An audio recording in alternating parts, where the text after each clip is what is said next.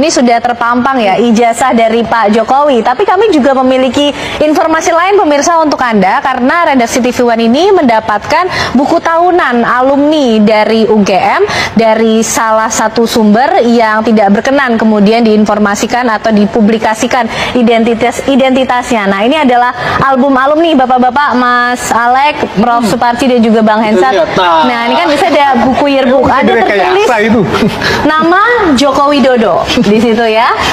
Kemudian lahir di Solo. Beda ya dengan ijazah tadi ya. Nah, ijazah tadi dari Surakarta lahir. Oke, baik.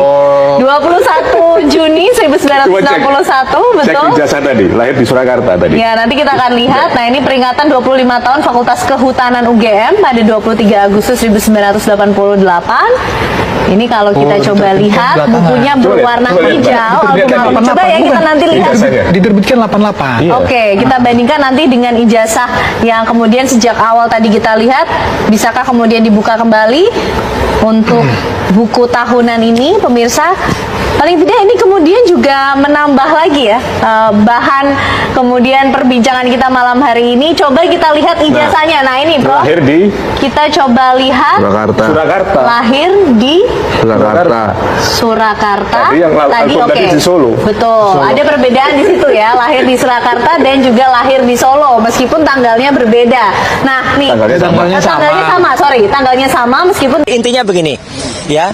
Pada hari Senin kemarin, saya datang ke SPKT, Sentra Pelayanan Kepolisian Terpadu, ya, untuk membuat atau membuka laporan polisi, dan sudah keluar STTLB-nya _B _1 SPKT Polda Metro Jaya. Laporan saya, ya. Saya dengan mohon maaf harus saya tutup beberapa yang sifatnya krusial, bukan apa-apa karena saya menghormati privasi saja. Dan saya telah melaporkan 7 orang. 7 orang itu ada rincinya, tapi yang dalam laporan ini memang disebut dan kawan-kawan. Ya, tapi dan kawan-kawannya pihak penyidik sudah mendapatkan karena kami sudah menyerahkan laporan berupa detail. Intinya seperti ini, lengkap dengan ada penjelasan di dalamnya tentang orang-orangnya, tentang buktinya, screen capture-nya, link-nya, bahkan juga transkripnya sudah kita berikan semuanya. Petunjuk dan buktinya ada. Jadi kenapa kita melaporkan pasal 433 ayat 2 dan 434 ayat 1 di KUHP yang baru? Karena itu yang terkait langsung dengan peristiwa yang saya alami. Jadi ini merupakan satu spin yang luar biasa jahat ya. Gitu. Karena penelitian yang kami lakukan bertiga awalnya dan didukung oleh teman-teman yang lain dari tim akademisi dan juga dari TPUA dan juga tim aktivis adalah tentang dugaan ijazah palsu yang dimiliki oleh Presiden ke-7 Indonesia Joko Widodo, yang kesimpulannya adalah 99,9% palsu. Dan dengan enaknya para pendukung Joko Widodo itu kemudian membalik begitu saja, mengatakan ijazah saya palsu. Ada yang mengatakan ijazah S1 saya palsu, ada yang mengatakan ijazah S2 dan S3-nya juga palsu. Dan nanti saya akan tunjukkan kepada teman-teman semua, ya, kalau Jokowi itu dulu mau bersifat negarawan dan mau terbuka, tunjukkan saja ijazahnya, selesai. Orang bisa lihat, bisa menguji ijazah itu, benar apa enggak. Mau tanyakan ke Universitas Gadjah Mada, mau tanyakan ke Universitas Negeri Jakarta, silahkan. Ya, nanti di bagian akhir saya tunjukkan. Tapi yang jelas, secara lucu, semalam, tepatnya dua malam sebelumnya, lawyer kami, ya, Pak Gafur Sangaji, memang sudah menyampaikan, ya, acara hari ini. Dan pada saat itu juga sudah mulai ada yang kelihatan kayak cacing kepanasan, ya gitu, bingung dia, gelisah apa. Dan semalam ada yang lebih gelisah lagi. Semalam di salah satu TV ada yang sudah pakai baju tahanan, ada yang buka kaos dan kaosnya kaos tahanan, calon kali ya, gitu. Dan maka pada hari ini mohon didengarkan baik-baik, ya, gitu, tanpa kemudian bersifat mendahului pihak kepolisian. Nama-nama terlapor, inisialnya akan saya sebut, ya. Inisial yang pertama adalah A. Inisial yang kedua adalah B. Inisial yang ketiga adalah D. Inisial yang keempat adalah F. Inisial yang kelima adalah L. Inisial yang kelima adalah U. Dan inisial yang keenam adalah U. Dan inisial yang ketujuh adalah V. Jadi A, B, D, F, L, U, V.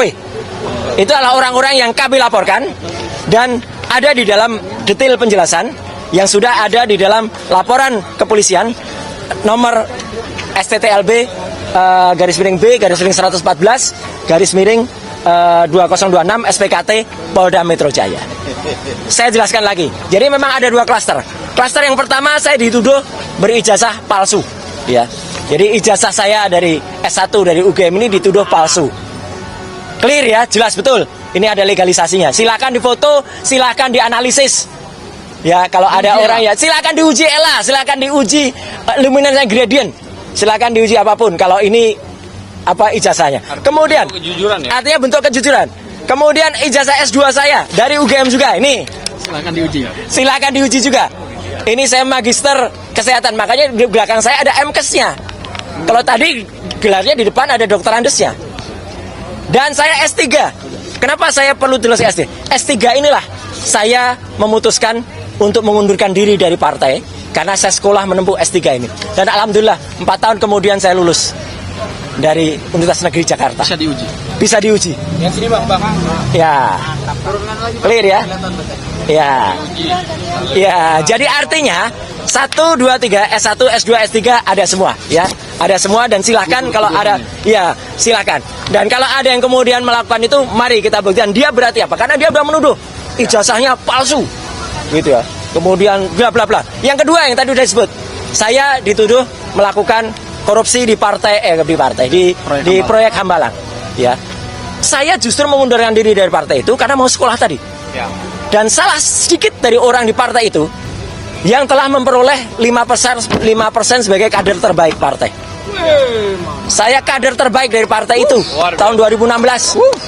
Dan setelah itu saya justru 4 tahun berikutnya saya izin kepada ketua umum waktu itu untuk mengundurkan diri karena saya mau sekolah. Jadi saya memang hubungannya tidak buruk. Saya hubungannya tetap baik.